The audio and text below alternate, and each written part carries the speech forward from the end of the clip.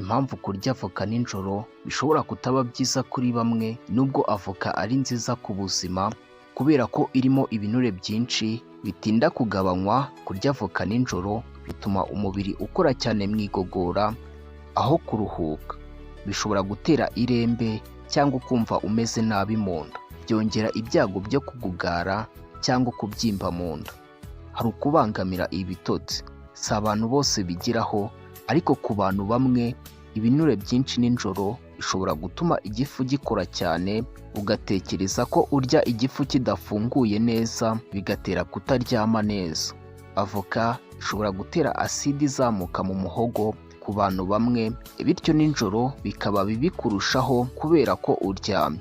Abafite ibimenyetso bya acide reflux harimo kumva ibintu bizamuka bigutwika mu gatuza, kumva ibintu bizamuka mu muhogo, kuzamura aside mu kanwa, umwuka mubi, kuribwa mu muhogo, kumva uremerewe mu gifu. Bishobora guterwa no kurya nijoro ukaryama ako kanya, kurya byinshi icyarimwe, kurya ibiryo bifite aside, ibyokeje cyangwa ibifite amavuta menshi, ibiro byinshi, gutwita ku bagore cyangwa amavuta menshi, ndetse no kunywa itabi. Ibiryo byongera reflux harimo ibiryo bikaranze, amavuta menshi, ibinyobwa by'imyotsi harimo nka fanta, alukolu, shokora ndetse n'ibirungo bikaze. Mu kubigabanya biba ari byiza gukoresha umuceri, kokombure cyangwa karoti, epinari, umuneke ndetse n'ibindi. Abantu bafite iyi aside avoka ishobora kuyitera ku bantu bamwe, bityo nijoro ikaba bibi kurushaho kubera ko uryamye. Ni byiza gukoresha iyi avoka mu gitondo mu masaha ya saa sita, mbere y'uko ukora akazi gasaba imbaraga, muri salade, simofi cyangwa mu ifunguro rya saa sita. Indi mpamvu gukoresha avoka nijoro bitari byiza, hari ukongera karori nyinshi nijoro. Avoka ifite karori nyinshi. Kuyirya nijoro bituma ibinure byayo bishobora kubikwa nk'amavuta kurusha uko byakoreshwa nk'ibyongera ibiro, cyane cyane ku bantu bari kuri regime cyangwa bifuza kunanuka. Uburyo bwiza bwo gukoresha avoka hari ukuyirya ku ifunguro rya mu gitondo, nibwo igogora riba rikomeye kandi avoka igatanga imbaraga neza. Hari ukuyirya mu ifunguro rya saa sita, aha niho ikora neza mu mubiri kuko ibinure byayo bikoreshwa nk'ingufu. Avoka n'umuceri cyangwa ibishyimbo cyangwa salade y'imboga. Avoka ishobora gusimbura mayonezi kuko ari nziza ku mubiri.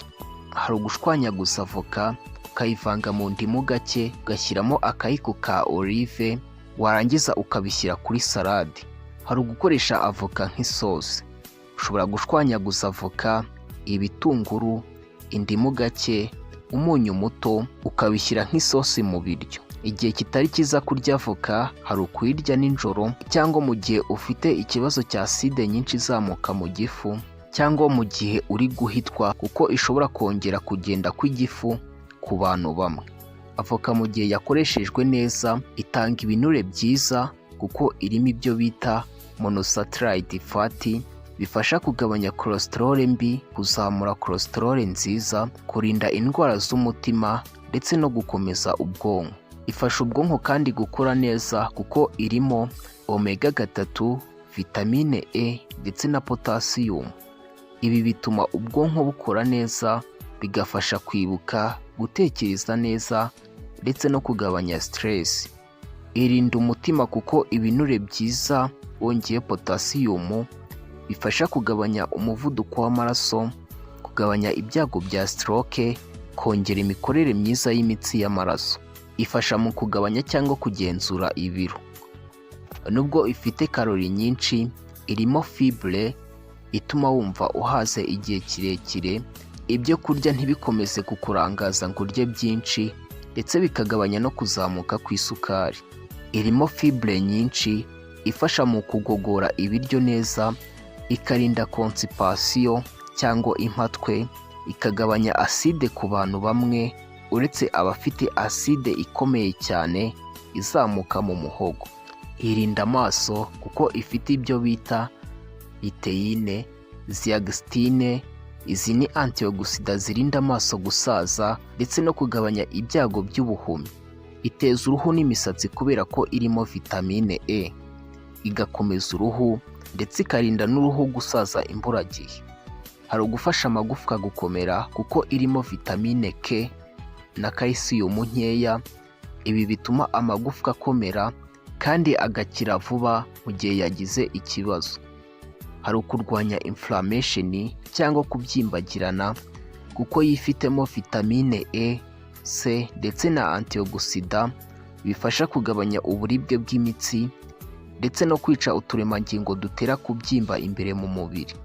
Igihe cyiza rero cyo kuyirya hari mu gitondo, saa sita, mbere yo gukora siporo, muri salade, simofi cyangwa mu biryo bisanzwe.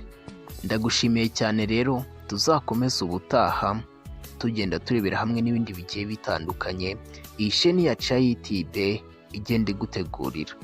Twibutsa ko ufite igitekerezo cyangwa inyunganizi byandika muri komenti kugira ngo tuzategure video igenda igusubiza ubutaha.